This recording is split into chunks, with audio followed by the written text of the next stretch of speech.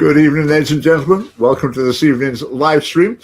I've just rushed in to get ready to do this. We've been busy with a bit of filming for our party election broadcast, but here we go.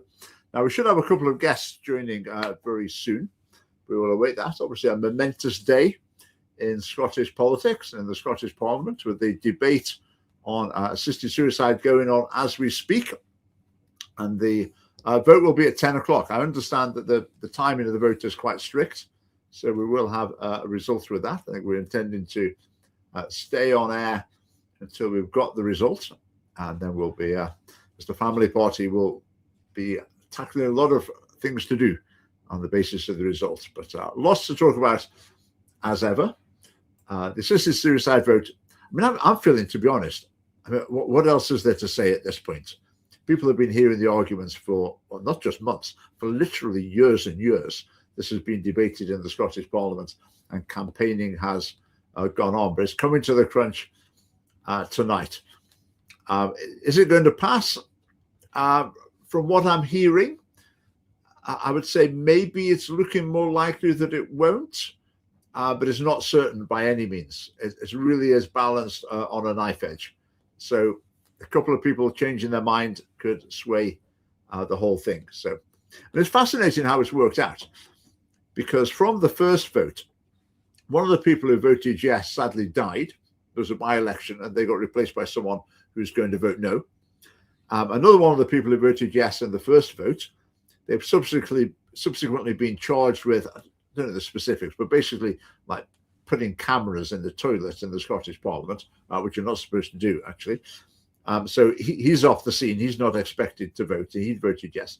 So that's two gone before we start. And then a few other people have declared that they changed sides. I don't think it's absolutely clear cut, and enough people have declared that they've changed their vote for that to make it clear what the outcome is going to be. So, yeah, it really is balanced on a knife edge. I remember people were saying that last time at the first vote. People were saying, "Oh, this could go either way, balanced on a knife edge." And it ended up it wasn't. I mean, it passed quite easily at the first reading. But I think this time it's much easier to track what's going on, because you know how people voted the first time, so you can see, are they going to change or not? So the first time it was a bit more of a leap in the dark. This time, I think people have been able to get a better grip, better understanding of what is actually going on there. So we were down there this afternoon, a few of us with some placards. I thought, well, we'll save those stories for later when another person or two joins us, all being well. So a few quick stories just while we're warming up. This is from International Women's Day, and John Swinney had a reception in Bute House there. John Swinney hosted a reception to celebrate the achievements of women in various sectors. You know which sector is not going to be included, don't you? You know which activity that women take part in that's not going to be recognised by the Scottish government at all. I mean, an activity that, frankly, is seen as the antithesis of International Women's Day, and that's being a mum. I mean, there'll be no one there at John Swinney's swanky reception because they've been a mum. That's just nowhere near as important as all these other things people have been doing. I've just got a little snippet, right? I don't know if you've seen this story. BrewDog was a massively successful business until not too long ago. It's all been going wrong recently. I don't think they've gone bankrupt, but it's been going very, very, very wrong. And the business exploded a few years ago. It's Scottish-based, exploded very quickly. But just something I heard about it was quite interesting. I heard this years and years ago, that the way they got their ideas for advertising campaigns is they would invite in people who wanted to compete for the tender, basically. And so they come in and say, right, we want to take someone on, you know, got £10,000 budget. We need a campaign designing. So who wants to do it? People would come and say, oh, well, we do this, we do. And then the idea is that you choose the one that you think's best, and then pay them the price, and they go off and do it. But apparently what this bunch used to do was get all the people coming in, sharing the ideas, and then they'd say, no, we don't want any of those. But then they'd use them in any case. That's what I heard was something goes. So I remember thinking at that point, well, that's not great, is it? I mean, maybe this company is flourishing at the moment, but I'm not sure how it's going to do in the longer term. And here we are. I quite like this one. A little meme from the internet. So the top half of it, how pro-choicers think pregnancy works. So long ago, say month 1, month 2, month 3, month 4, etc. So just a clump of cells, just a few cells, and then all of a sudden, bang, 0.5 seconds after birth, suddenly you've got a baby. I mean, that does represent the views of a lot of people. That there's just this pregnancy matter, clump of cells or whatever, and then suddenly, at the point of birth, becomes a person. So I thought that was quite amusing. That little meme. The bottom half shows the true picture, obviously. We talked a bit about Reform UK in Scotland and their new leader, Malcolm Offord. We talked about him saying he wanted to get rid of Catholic schools because they're sectarian. He then rode back on it. I mean, what was he thinking? I mean, no matter what his personal opinion is, did he not realize that was a really stupid thing to say tactically?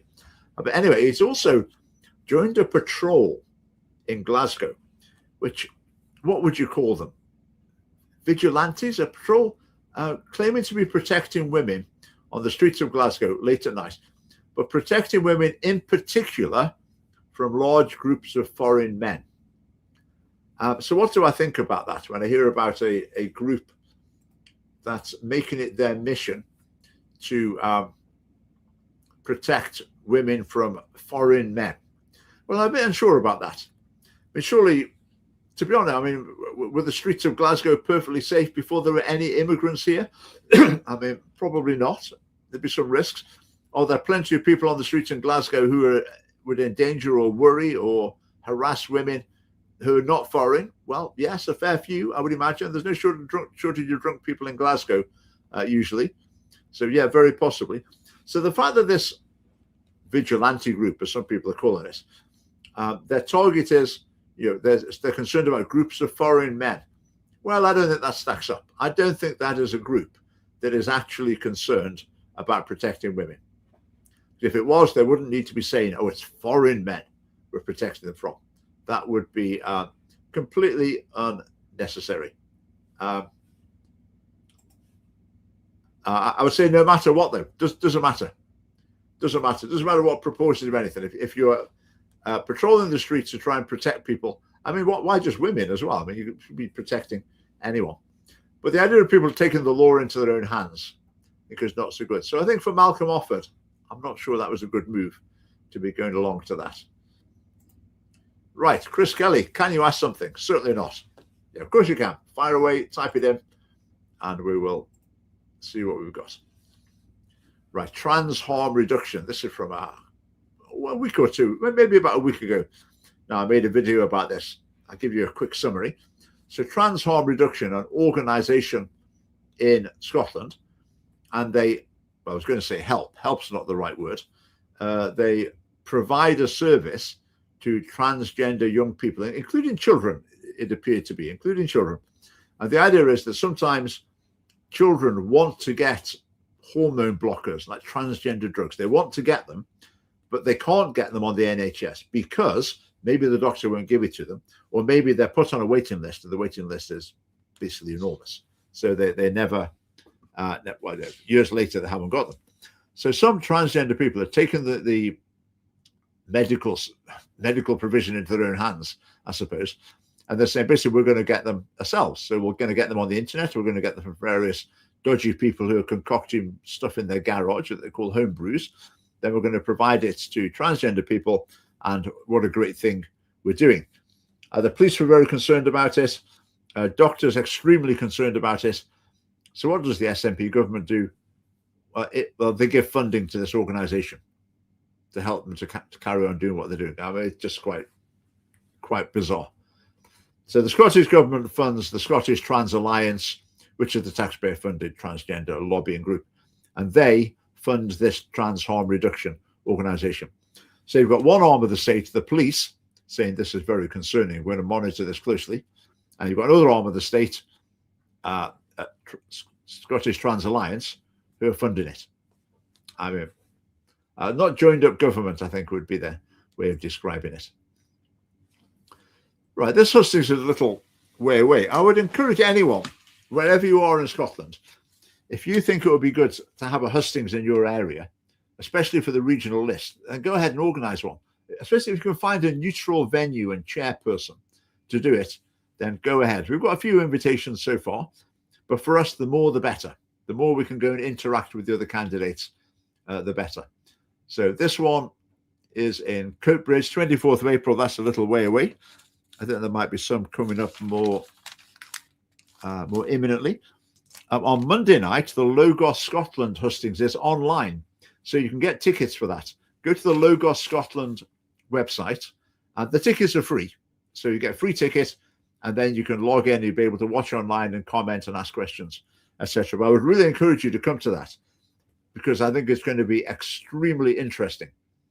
It's rare for me to get the chance to be interacting with candidates from the other parties, and it's going to happen in a context where I think the questions will be ones that might be quite favourable to us.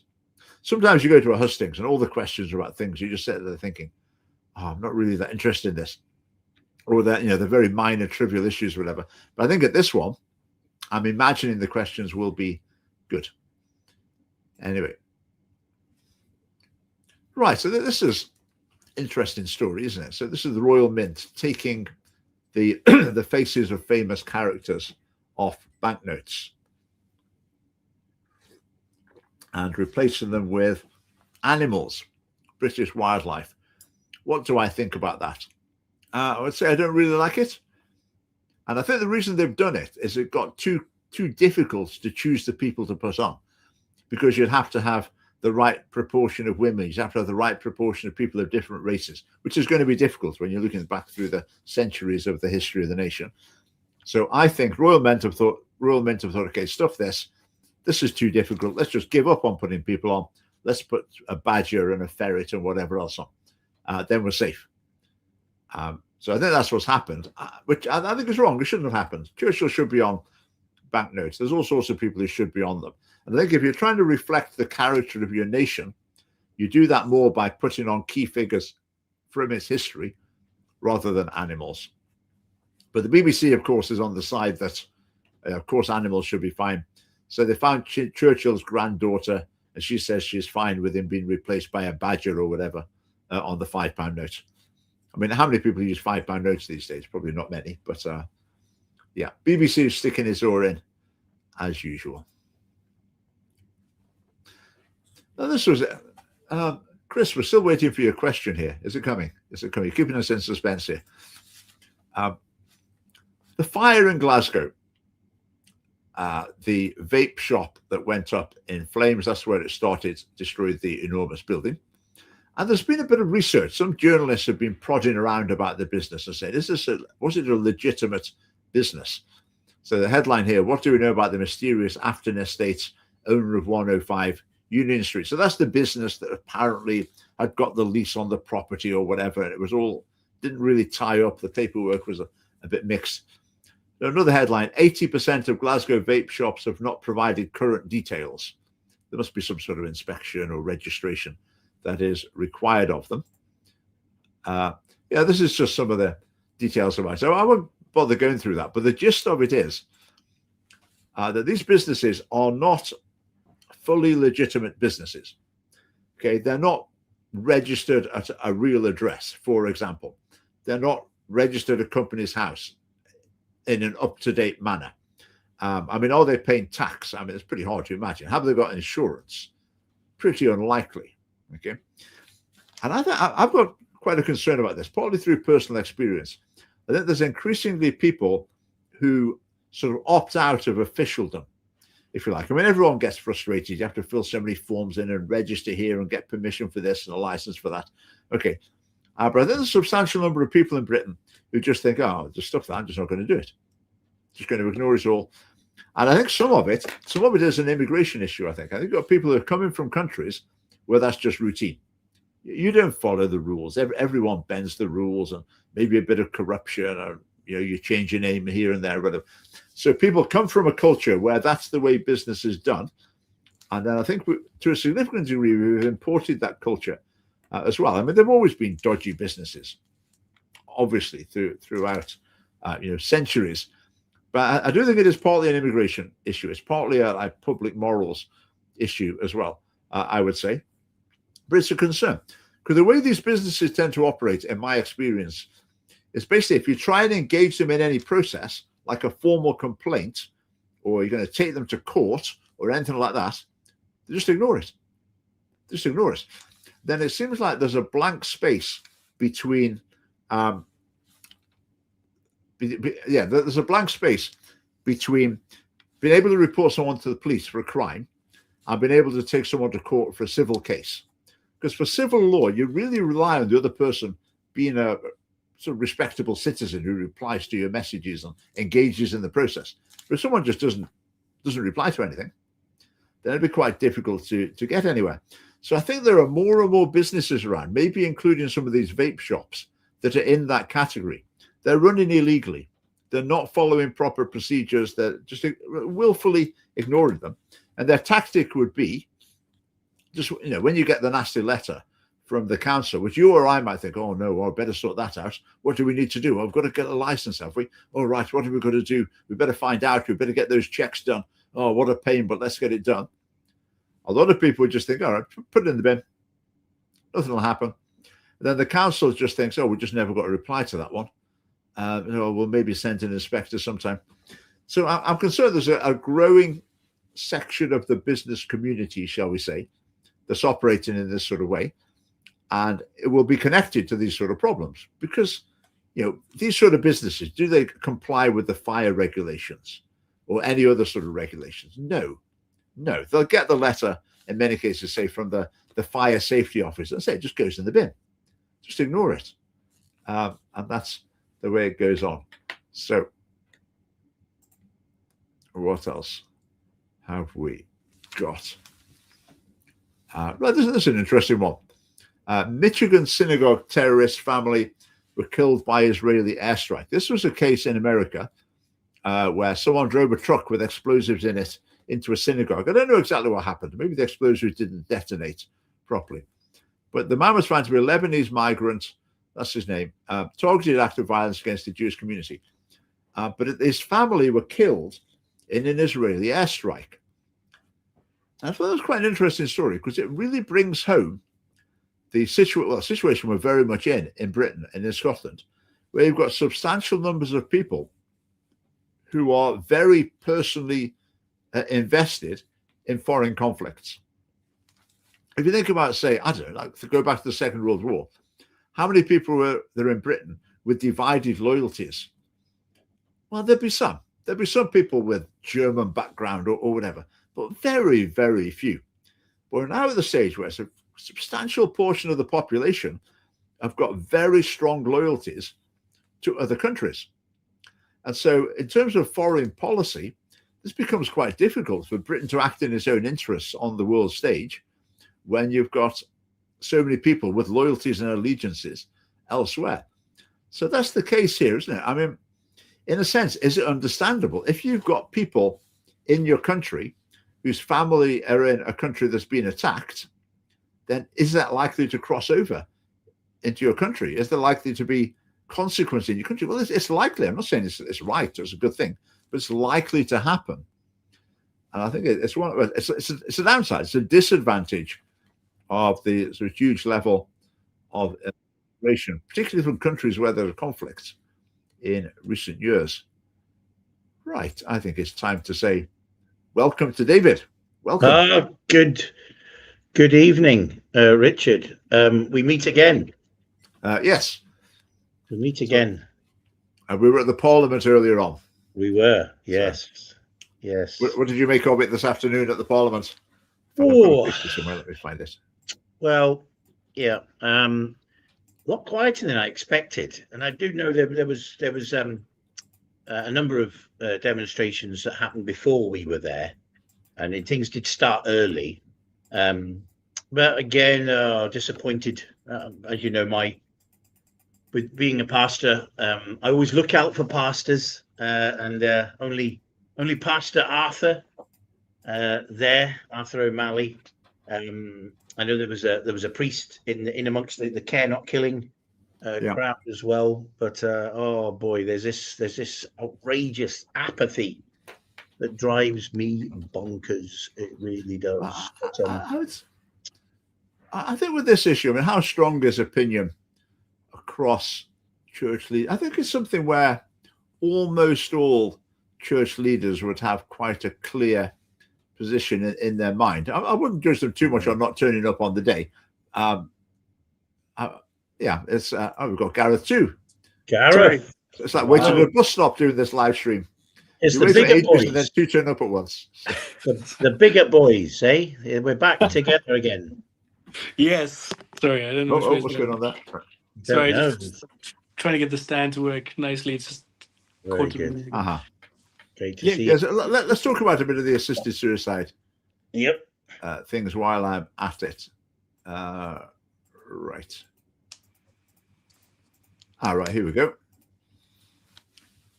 Oh, dear me. Gareth, so David and I were among the family party supporters at the Parliament this afternoon. Yes. And I saw this last night. This was on the social media of the Humanist Society of Scotland. I couldn't believe it. So we've got a nice picture of baby and granddad. And the message is, MSPs, do it for Joe and his granddad. Vote for assisted dying. Right. Give us a glimpse into that, Gareth. What do you make of that? What's your thoughts on that?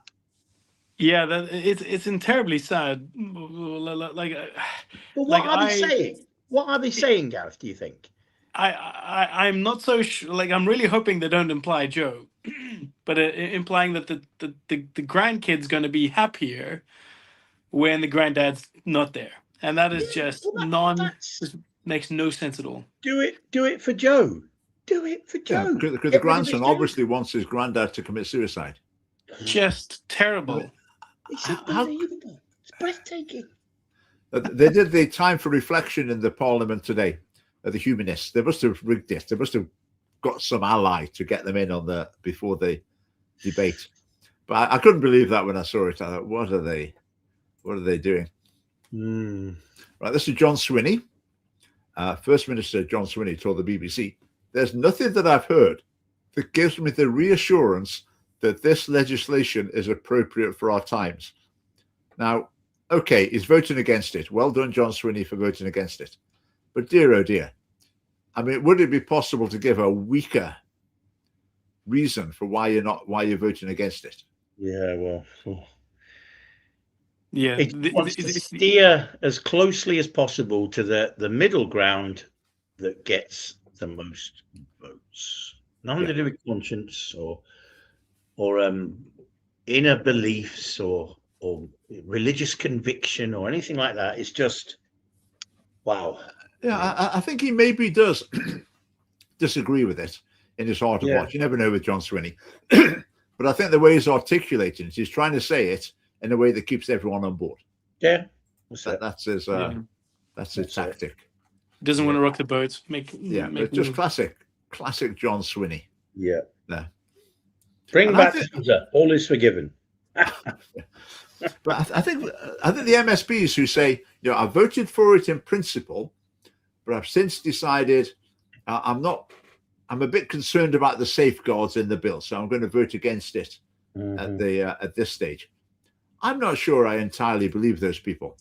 No. I wonder if that. Sorry, go. I was just thinking. To me, it's almost like looking to see who's going up and who's going down, and then saying, okay, well, I'm going to side with this side. It's kind of reacting to everyone else. Yeah. So in other words, if they saw a number of key people saying yes, we think it is, then they would have gone that way. Yeah. So I definitely think they're slippery fish. I don't think they have any conviction. No. And you'll have people writing to you saying, "Oh, I want this. I'm totally for it. You better vote for it." And you reply them to say, "I'm totally for it as well. I very much am totally for it." But it was just the bill wasn't quite right. Yeah. And then you're sort of keeping those people on board. And then the people who are against it, he'll say to them, just, "I'm voting against it." And people are like, "Oh, right, great. He's definitely on our side." So I think the lack of conviction for some of us is quite concerning. And also for our time, right? So what he's saying is maybe later. Maybe is that true? Yeah. That is true, Gareth. That's a good point. He's holding that door wide open for part 4, because I think this is the third attempt, isn't it? Yes. To force this through. So he's basically yeah, he's saying that very. That was always Sturgeon's case, wasn't it? That she wasn't convinced yet about it. Mhm. That's the sort of thing the top politicians say. I'm not convinced yet. In other words, everyone just, I'm sort of on your side. Don't think I'm totally against what you're saying. Yeah, so classic John Swinney. Yes. Right, we'll maybe come back to assisted suicide a bit later. This is a photograph in the national newspaper, and it's illustrating a story, our usual sort of stuff, complaining that too much attention on London theatres or something. But they put this picture in that's obviously AI generated. But what's going on in this picture? I see the royal. Look at the picture there. It's the wrong way around. It's just bonkers. Which is the stage and which is the audience? The audience is the stage. You've got boxes on the backstage. Yes, there's an audience behind there. So someone's put into ChatGPT, make a picture of a theatre so we can have our whine about, I don't know, Scottish theatres being neglected. And they've used this in the newspaper. It's a total mess. Yeah, it's a joke picture. I didn't even know what I'm looking at, to be quite honest with you. Anyway, let's move in swiftly on. Let's leave that one for now. Right, would it be an exaggeration? Probably an exaggeration to call it a riot at the Old Firm game last weekend. It was pretty bad though. Pitch invasion, violence, significant number of injuries. My feeling, for what it's worth, is that the tension, violence, thuggery around Old Firm games is maybe ramping up a little bit. Yeah, that's my feeling. Yes. And the closest I've got to seeing it was at the sort of immigration rally thing in George Square, which I went along to as an observer. And at one point, there were a bunch of young men who turned up all in black, who apparently were Rangers fans. And they were pretty threatening. They were intent on trouble as well. Then another group of young men dressed all in black, but with green hats on, Celtic fans. And they were pretty intimidating as well, intent on trouble. So you could see both of them. It was not comfortable being around when they were around in any case. I mean, the police dealt with it all pretty well, I think. So I don't know if it is something that's getting worse. I don't know. But my thing with this headline, police must take some responsibility. I don't like that headline. No. I don't like that. What do you think? No, I'm the same. Well, I would say this, right at the very beginning. The world would be a better place without the Old Firm, in my opinion. I just think that the trouble, the baggage that comes with it, and I'm a football supporter. I love my football. I'm crazy about football and I have been all my life. But the carnage that comes along with it. But this is harsh. I mean, surely the police taking responsibility after it's the supporters that invade the pitch. I mean, that's been. I mean, it's been a while since I've seen supporters on a pitch in an Old Firm match. You know, there is a real breakdown in society, and it's just spilling over into our national game. It's interesting, right? That's interesting. Sectarian graffiti in Glasgow has exploded in the last couple of years. Oh, is it? Wow. Yeah, interesting. See, my feeling, this is extremely unscientific. I just feel that I've seen more in news reports and things on social media than I had done for a while. So I'm concerned things are ramping up. I mean, the police can get it wrong with these situations. I mean, is it possible the police didn't do things properly or whatever? But that and taking responsibility are really not much for that. So when there's that sort of pitch invasion, I mean, violent, really, sort of violent thuggery, people out to someone to attack. I mean, how should it be dealt with? Tasers? Well, they kept them apart, which was, I think, their initial actions on the pitch. It kept the two sides apart.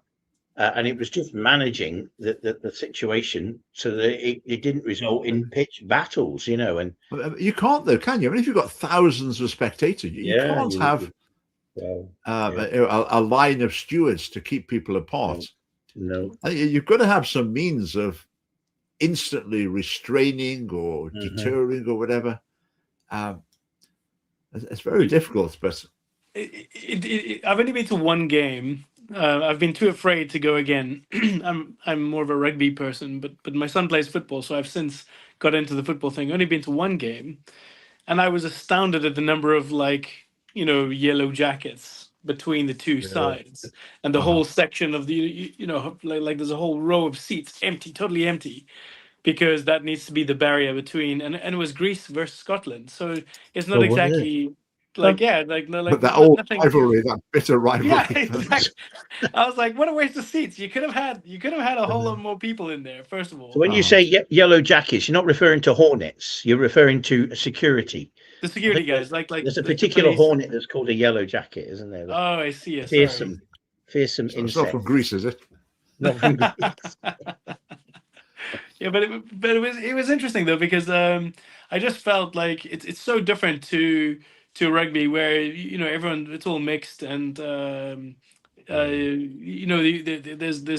everyone's watching the game. The game is the thing. That's where the battle happens, is on the pitch by the players, not the spectators are watching. And if somebody if there's a win or lose, no one minds losing to a good team. You know what I mean? Like if New Zealand do absolutely well, as they used to do so well, everyone goes, well played, you deserve to win, excellent. And then they're in the pubs all together. Even the players are together in the end. So, I saw a video last week. It popped up on social media. I guess it was a Celtic fan. It got this sort of green tracksuit on, so he just went along with this green tracksuit. It didn't have any Celtic insignia. He just went and stood outside Ibrox with it while people were going in for a game, and he filmed it. And he was being very good natured. By just, it was just saying to people there, what do you think about tracksuit? He knew it was going to wind people up, and I'm sure it would have been the same if someone else had done it at Celtic as well. But other Rangers fans going in that really had a go at him. Now you could say it was sort of banter, but even from watching that, I thought, whoa, that's pretty nasty. The fact that just seeing that would turn someone into a sort of raging, foul-mouthed, quite aggressive. Again, maybe they weren't being serious, but it's just the context, it's sort of the ethos around it. It was wasn't good. I definitely think it's something that is hereditary. Yeah, you know what I mean. Like my dad used to be a Ranger or used to be a Celtic, and therefore it's quite normal. I had a work colleague who worked for me, and I work in the finance sector. So he was a grad, and so he said, I was describing how I was a little shocked at the fact that out of a group of like 20 people, including old people, like little old ladies at a bus stop, somebody managed to throw an egg, and the egg landed with the one guy with a green scarf, and he just happened to be French visiting Scotland, and it was on the wrong day in the wrong town, like wrong part of town. And I was like, well, pretty impressive that you can egg somebody, like one guy in a massive, like massive bus stop, a whole lot of people. But he got hit by the egg, but it didn't break because he was wearing so many layers, etc.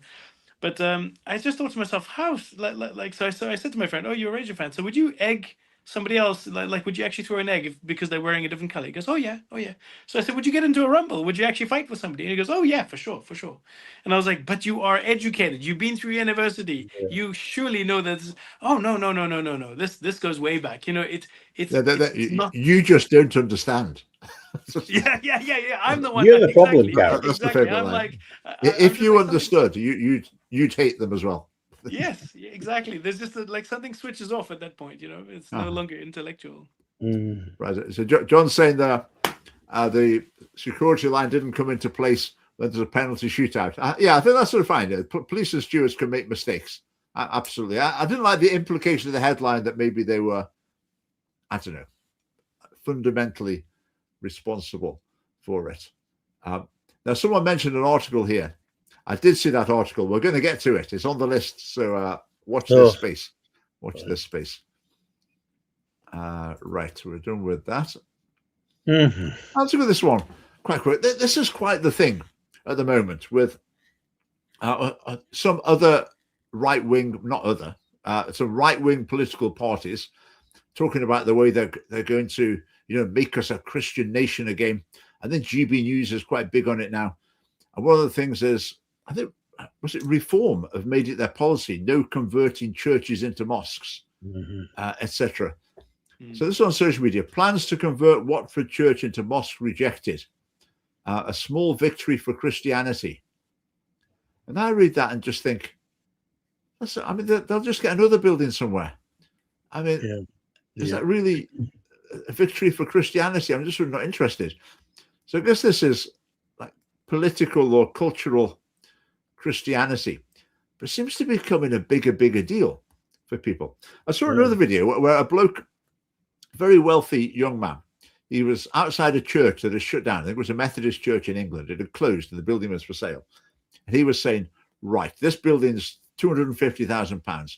I'm going to buy it because this church was doing a really good thing. It was involved in the community, all sorts of great things going on. So I'm going to buy the building so all this will carry on happening.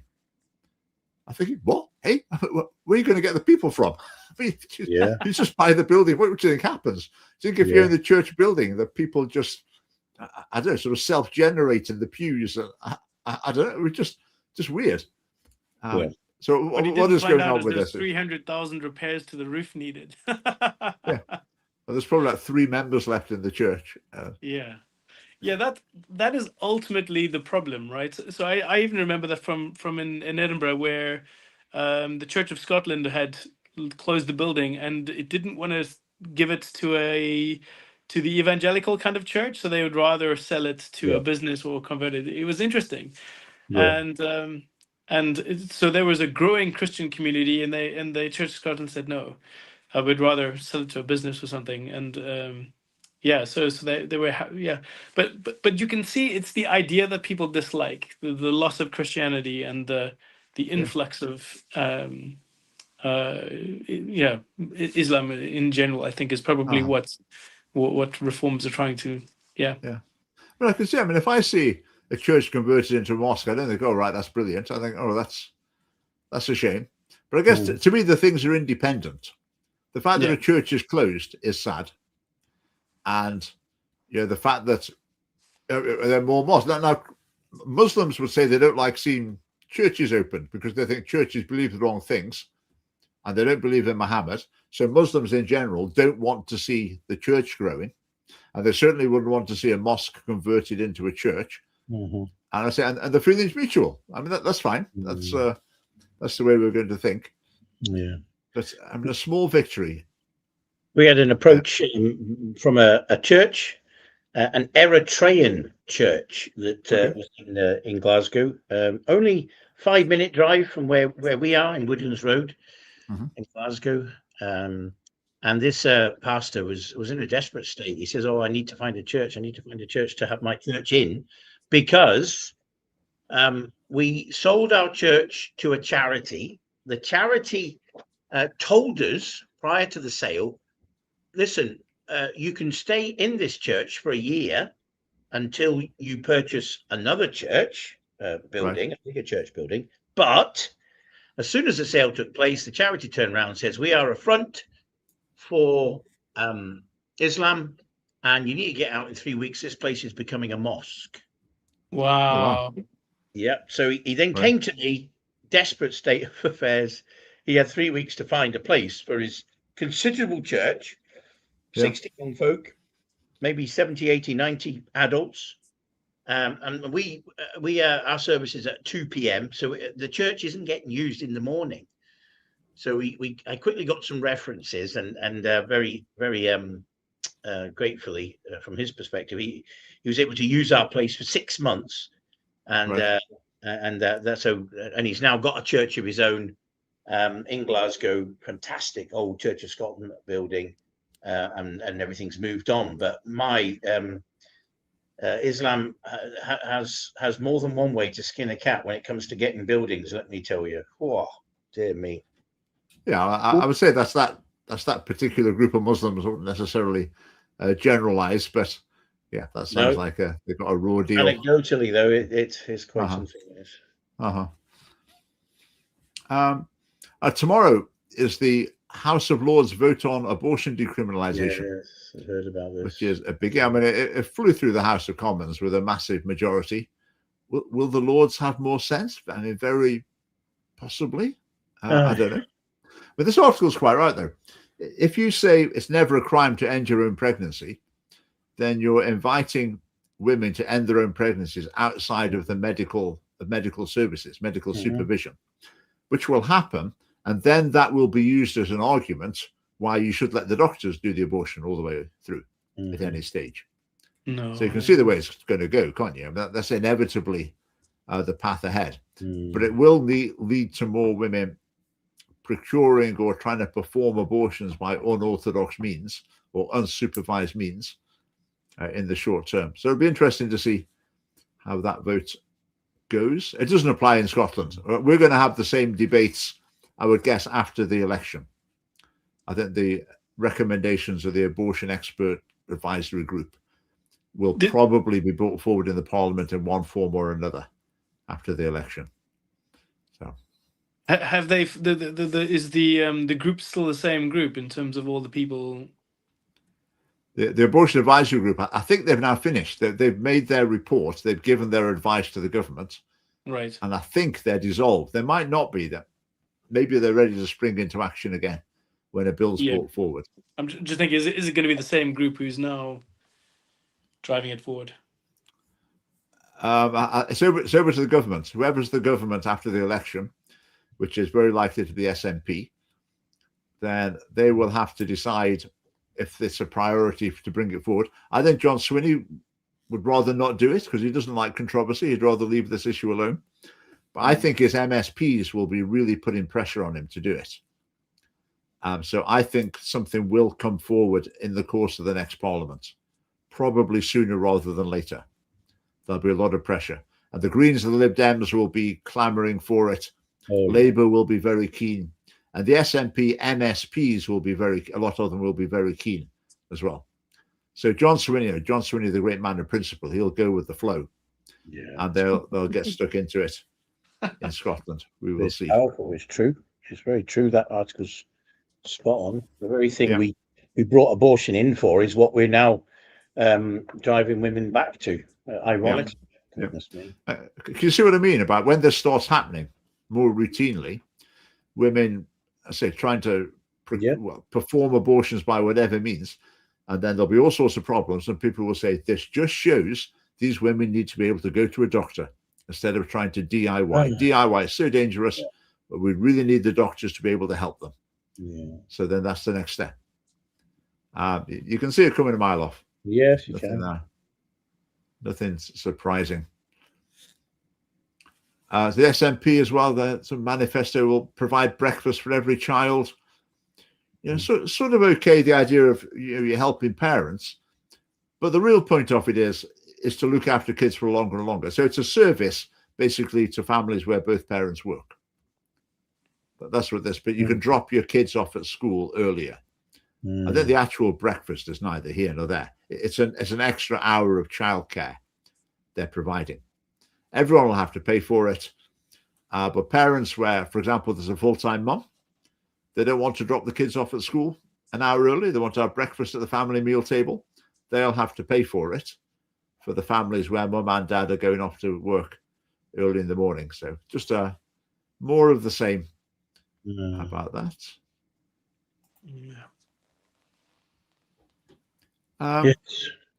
There's a quick one to mention. I don't know if you've heard of Sancta Familia Media. It's a couple of Catholic lads, basically. They may be in their 30s now, but they run this media operation in the Catholic Church. So they film Catholic events and they put stuff on social media. It's very good. They've had some hits in their days. So they're really having a go at Malcolm Offord for talking about abolishing Catholic schools. So fair enough. But this is one of those sort of accounts, organizations, groups, or whatever, who are very quick to criticize other parties and they will praise individual politicians if they think an individual politician has said something that they approve of. But what are they very reluctant to do? That is to praise a political party that agrees with them. And that tends to be the general picture. So our man Liam is on their case there. Will you be endorsing the Scottish Family Party then, lads, for the Holyrood election? Or is there a pro-abortion party that you'd rather vote for? I mean, spot on. I mean, Sancta Familia media, I mean, they're very straight down the line pro-life. Very much so. They really talk straight on the issue. But it's like so many individuals as well, who will attack other parties, praise individual politicians, but will not even give any sort of nod to the Scottish Family Party. It's quite frustrating. Yeah. You don't need to endorse it. You could just retweet something and say, oh, that's a good policy. Yeah, there would be plenty of material for them to actually embrace on, right? So I mean, Sancta Familia, I mean, the media, that sounds like the sanctification of family, right? The sacred family. Is that what it means? I think Sancta Family in Catholic world means the Holy Family. A holy family. So is that referring to anything? Is that referring to families in general? That's Mary, Joseph, and Jesus. But it might be more. Someone can enlighten us. Someone enlighten us. Sancta Familia. Does that mean the Holy Family, or does that mean something different? Yeah, do they uphold family as being sacred? And I like the idea of that in terms of people recognizing that actually family is sacred. You like marriage, for example. It's the greatest gift you can give to anyone is saying you and no other, right? That is that is the same mimic of, Jesus gave his life for us, and therefore, there's that parallelism, and we get to live a little bit of that here on earth. And I just feel like there is if there's a group who's promoting those values, we support that entirely, and it should be easy for us to, for them to point in that direction, be like, hey, here's a political party who's actually looking at protecting the family. I mean, the point they're making in the tweet is we're watching to see if other parties back Catholic schools. We're extremely positive about Catholic schools, other sorts of schools as well. Extremely supportive in our policies. But would they like retweet something saying, oh, look, family party, we like what they're saying? Yeah. But there's so many other people like that. People who spend their whole time on social media, and maybe to the point of being sort of public figures in some ways. They will be just saying things day in, day out that are absolutely on our wavelength. But they won't. It's as though like we're sort of toxic brand or something, which is nonsense, because we're, they'll happily retweet something from, say, Restore Britain, which I think there's reasons to be very, very cautious about, to say the least. That they'll really retweet. Oh, look, at least I like their policy on such and such a thing. Yeah. Well, do that with. It's as though people are ashamed by people who agree with them on everything. That doesn't make sense, does it? I mean, what is this? What is the thinking? What's going on? I don't know. It's part of it that they're thinking, we don't want to be seen associated with something that's maybe a bit fringe. We deal with the big boys, with the big parties. We don't deal with a sort of little party. Is it that sort of thinking? Which I would put under the pride banner, potentially. I don't know. I just find it strange. Say people can be so outspoken about these issues, but they won't say. Often you meet these people face to face, and we're lovely chat, and they're right on your wavelength, and it's all great. But then publicly, anyway, I'll maybe bump into them again sometime and see where they got to. But Liam, keep on their case if you're watching. Oh, well said, Liam. Yes, very well said. Right, we'll leave that for now. Save one again. Now here we are. Here's on a lighter note. Scottish Council announces annual Dolly Parton Day. Dolly Parton Day. Wow. This is not the 1st of April. This is a genuine headline. Dolly Parton Day. This is Renfrew Council. I don't know if you live in Renfrew. This is what they're doing. I mean, can you? I just couldn't believe that when I read the headline. I do not know what's going on there. It's something to do with she sponsors some sort of book scheme in schools, and so they've declared that they're going to have Dolly Parton Day every year as part of this scheme. I mean, that's probably enough time to focus on that particular strange issue. Right, it's 9 minutes to 10. So how are we going to find out the results? Gareth, could you find somewhere where we'll get the results from the Parliament as soon as possible? Where would be a good place? Sorry, what? You can get the phone out. I'd say that the quickest way to get it will be Parliament TV, maybe, because it will be announced live. Okay, I'll Google that. So if you could get that. It's interesting seeing the parties getting going with their election campaign. So the SNP, no child should be punished because they've got siblings. Scrap the 2-child benefit cap. Right, that's our policy. Scrap the 2-child benefit cap. We want to encourage people to have children, and more the better. But look at the way they frame it. No child should be punished. As if the 2-child benefit cap punishes children for having siblings. I mean, what ridiculous, hysterical language you've got there. That's ludicrous language. Nonsensical. Yeah. Right, we haven't got too long to go.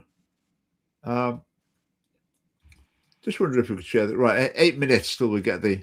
let's just have a bit more of a chat about the assisted suicide thing. Because it's quite interesting from the family party's point of view. Obviously, assisted suicide is bad, which is why we oppose it in our policies. So we don't want it to pass. If it doesn't pass tonight, on the 3rd attempt, I would say it's pretty inevitable there will be a 4th attempt. Of course it will, yeah. And I think the Parliament elected after May the 7th is almost certainly going to be more progressive, so-called, than the current one. So if I was Liam MacArthur, if you don't get it through tonight, bring it back after the election, and you're going to be fine, probably. I think you're going to be fine in the next Parliament. If it doesn't pass for the family party, I guess our election message on this issue is this is going to come back again. So, dear everyone, if you oppose this, it's not a good plan to elect randomers by voting SNP or Reform or whatever, and then hope for the best when they get elected. That's not a good plan. What you should be doing is electing people into the Parliament, parties that you know are going to oppose it. Don't elect people and then find out what they think. Vote for the people who oppose it. If it does pass, then our message will be we would repeal it. Yeah. But what tends to happen with these things is they pass, and there's controversy at the time they pass. There's a big debate. But then 10 years later, everyone's just thinking, oh, well, there's water under the bridge. We've got a new controversy now. And that one just gets taken for granted. Like, look at same-sex marriage. That was a big controversy at the time, wasn't it? It's a big controversy. Whereas, look at it now, totally non-event. So it was introduced, when was it? 2014, maybe, in Scotland. And then a lot of the Conservatives would be opposing it. I would say it only took between 5 and 10 years for the opposition to it in the Parliament to pretty well completely dissolve.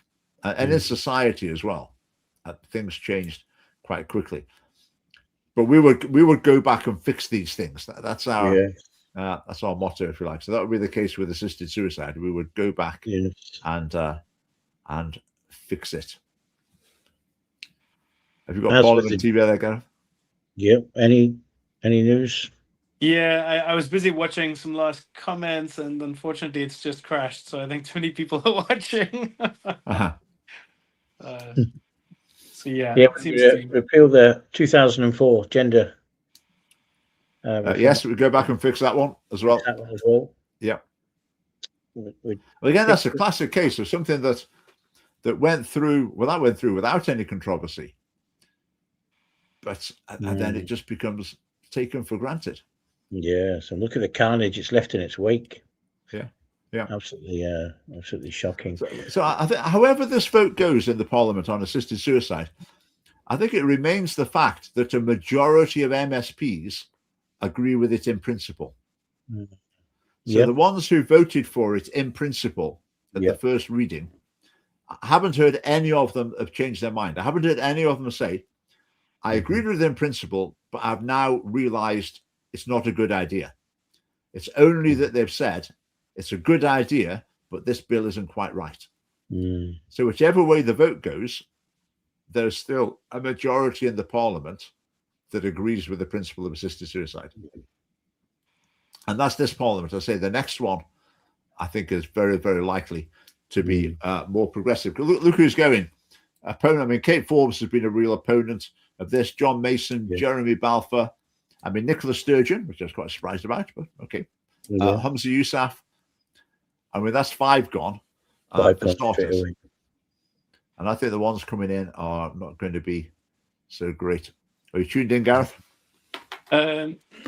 Yeah, so on the BBC, there's a live reporting. If I click on Watch Live, yeah, that's not working for me. Maybe David can give it a try. Yes, I can click the Watch Live and see. I've got it on my phone. We're fine. You got it? Liam MacArthur is upstanding. Liam MacArthur. So I think that will be the closing speech of the debate, I would guess. 8,000. It's jumping up. It's like 7,000, 8,000. The nearer we get to 10 o'clock. Yeah. Right. I'm going to take one of my earpieces out so I can hear him. Yes. Yeah. So I would imagine there'll be more or less on schedule, I think, for a 10 o'clock vote. Well, listen to some of the. What is your prediction? What do you think? I spoke to one person who would have some sort of inside knowledge earlier on, and she said she thought it would not pass by maybe 1 or 2 votes. 1 or 2 votes. Wow. But after then, I heard someone say they thought someone who did vote no, or the thought was going to vote no, it was maybe changing their mind. So I think it's fluid. I think that there were enough MSPs who were a bit, I'm not quite sure yet, that people can't pin it down. But I remember on the first vote, I remember speaking to people who were in the know, people involved in lobbying the MSPs, who said, this is on a knife edge, and it wasn't. I mean, it passed by quite a margin. But I think they've got better information this time because they know what they voted for first time. It's more targeted. People are maybe being more public about how they're going to vote. Yeah. So I think I'd be surprised if there was more than 2 votes in it. Wow. Okay, that's interesting. If it's a draw, then it doesn't pass. The convention is if it's a draw, the presiding officer casts her vote for the status quo. Right. So it won't pass with a draw.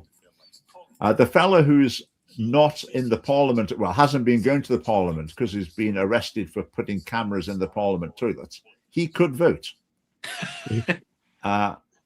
Technically, he could vote. I don't think there's been any indication that he would.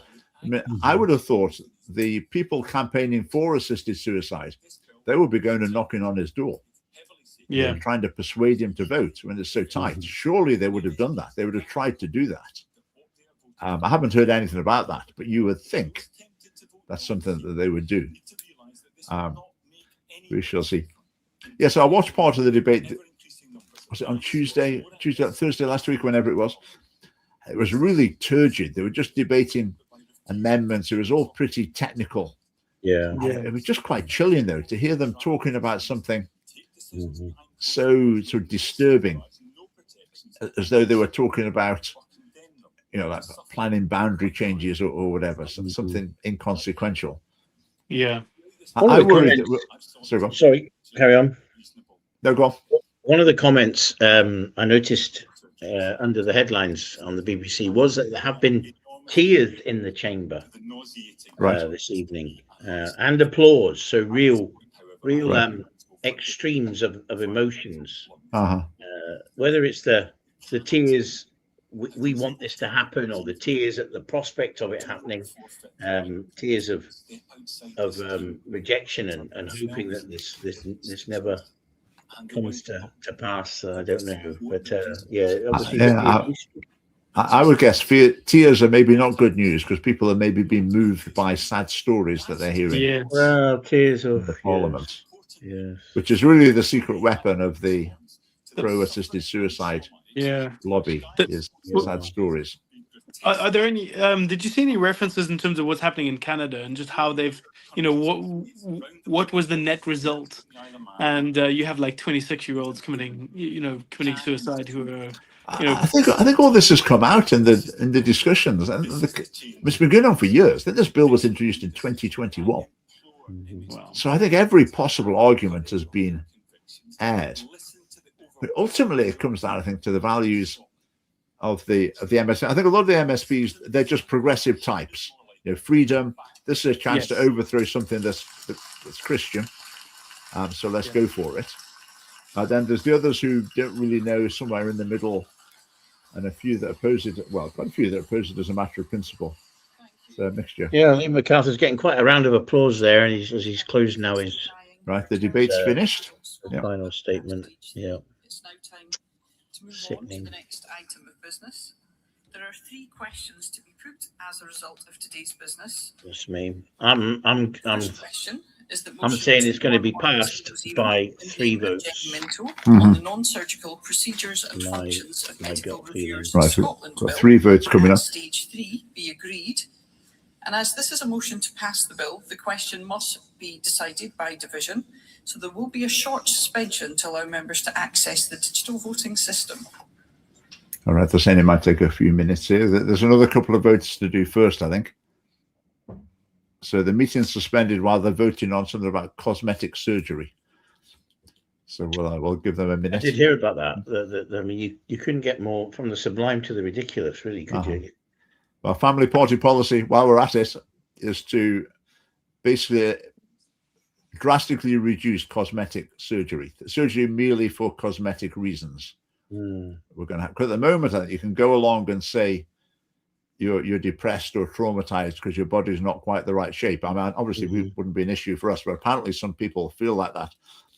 And if you go along to the NHS with a story, it seems to be that you've got a fair chance of getting them to do something, because they claim that changing the shape of your body for cosmetic reasons can be a mental health treatment, if you like. Right, that's quite a statistic. 100,000 people last year. Yeah, the proportion just seems to go up and up. Is that true? 100,000? Yeah. Is that abortions and assisted suicide together, or is that? I think it's meaning just assisted suicide, I guess. Yeah, can you enlighten us? In Scotland, there are 60,000, well, roughly, 50,000 deaths a year. So in Britain in general, there'd be about 600,000 or more, 700,000 deaths a year. So Canada's population is about 30 million. Yeah, that does sound high. Right, we're still suspended at the Parliament. It says the BBC's commenter says it seems in his speech, Liam MacArthur said it seems clear Parliament will vote against this bill, but he warns that they will come to regret it deeply. Interesting. So there might have been some clear no's as well. It seems clear Parliament will vote against this bill shortly. So he's predicting it will vote against it. Okay. Yeah. So that's and a few undecided members. Yeah. I'm not. I think of the 8 MSPs that I emailed, only one replied saying they would, and the other stayed quiet. So no. I guess in the bucket of I don't know. Yeah. I want to be wrong. I think Liam MacArthur would know. I mean, it's conceivable there could be a tactic of make people think it's not going to pass. Then they'll vote for it and not be too worried. Then the undecided ones will try and Is that motion 211 I think he would know though, so I think it's looking doomed. On the non-surgical procedures and functions of medical reviewers Scotland bill at stage 3 be agreed, and members should cast their votes. So Liam MacArthur says he's been at this, I think it was 2021. I think the bill was introduced very soon after the last election, and he's really taken his time with it. People have been thinking, what are you doing? Just get on with it and do it. A case that is resigned to falling short at the final hurdle. My goodness. I think I'm not certain. I tried to see if there had been any other cases where a bill fell at the second reading in the Scottish Parliament, and I couldn't find one. So I think this might be the first time, or it's very, very rare in any case for a bill to pass at the in principle, but then to fall at the second stage. Is this because it's a conscience bill in terms of it's not been declared by Swinney that it's a one way or another? I think it's just because it's so close. I mean, most things in the Scottish Parliament are not close. Yeah, but that's normally because it's party lines, right? Yes, I guess so. Yeah. My app would not connect. Presiding officer, I would have voted yes. Thank you, Ms. Goldruth. We'll ensure that's This Stuart Macmillan's quite a character, isn't he? That he's a Lib Dem MSP who looks like he's voting against the bill. It looks like it. In which case, the Lib Dems it's been their party policy at some points. Yeah, it's come and go, but they've passed motions on it at their conference or something.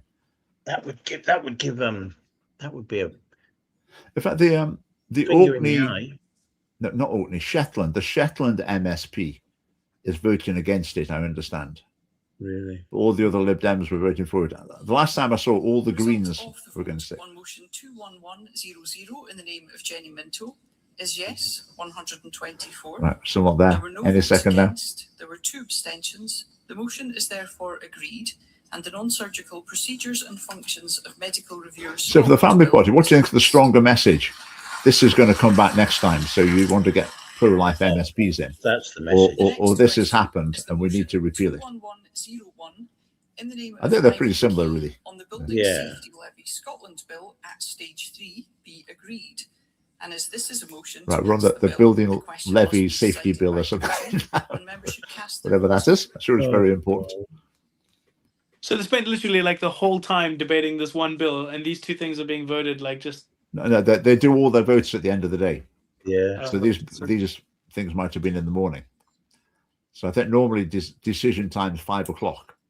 So any votes to be taken on bills, not on amendments, any votes to be taken will taken at 5 o'clock. But tonight it's 10 o'clock. Oh, God have mercy. God have mercy. My heart's going here. It really is. Uh-huh. We had a wonderful time of prayer early when we got back to the church. Wonderful time of prayer. Beautiful. Uh-huh. Really pleading for God's mercy.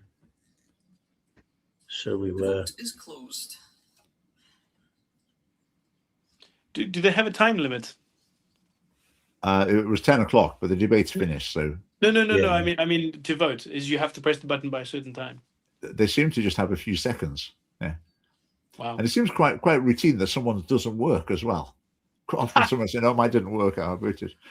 There was one bill once where someone voted by mistake and it made the difference. Someone hit the wrong button. Really? It made the difference. I can't remember the story now.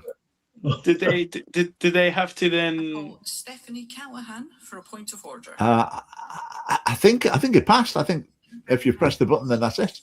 You can't go back and change it. Because if they let you change it, I mean, that could be chaos. Couldn't it? I'm not being filled with a lot of confidence. Uh-huh. Oh dear. There I am. I think if this doesn't pass, it's quite remarkable considering how much of a taken for granted it seems to be years ago. It really looked like it was going to go through quite easily. Look how easily it went through in Westminster. Yeah. You think the Scottish Parliament would be similar, wouldn't you? Yeah. I'll be delighted to Steve, there's a difference. 005 in the name of Liam MacArthur Oh, here we on go. the Assisted Dying for Terminally Ill Adults Scotland Bill at stage 3 be agreed. And as this is a motion to pass the bill, the question must be decided by division, and members should cast their votes now. Oh, they're voting now. No. No.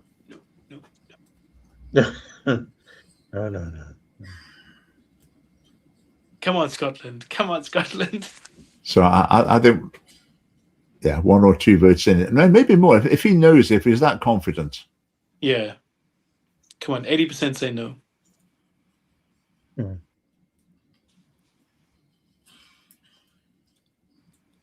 I'm going to do the sums and see how many of the ones leaving voted yes and how many voted no. That might be quite instructive, because my guess is a lot of the ones standing down from the Parliament will be the ones who are voting no. Yeah, that's an I would interesting one. imagine that would be the trend. The vote is closed. Here we go.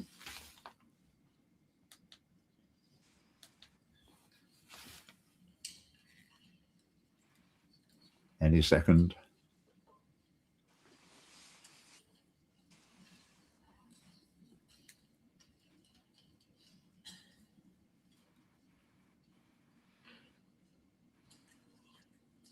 Oh, goodness me. Taking the time. Is this the computer tallying up the votes? Uh-huh.